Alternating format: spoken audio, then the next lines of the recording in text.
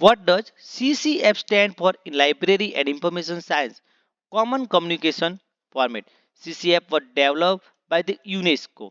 The primary purpose of CCF is standardized bibliographic data exchange. CCF is mainly designed for use in machine readable catalog and database.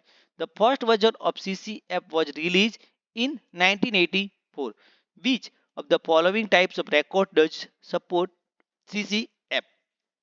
Both bibliographic and authority.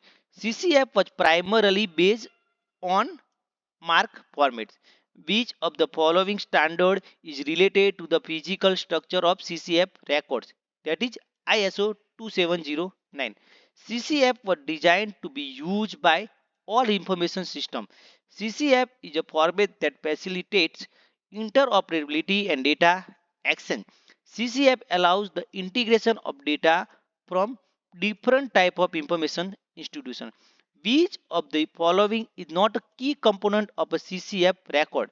Item barcode. The structure of a CCF record is similar to mark. The CCF was intended to serve as an universal bibliographic record format. CCF defines records using tag formats similar to the mark.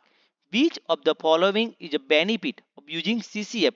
That is easy sharing of bibliographic records. A commonly used data format that adopted CCF principle is Unimark. CCF is especially suitable for countries with the developing library networks. Which section of a CCF record contains metadata about the record itself? That is record label leader. CCF provides guidelines for the data structure and content design for bibliographic records. Thank you.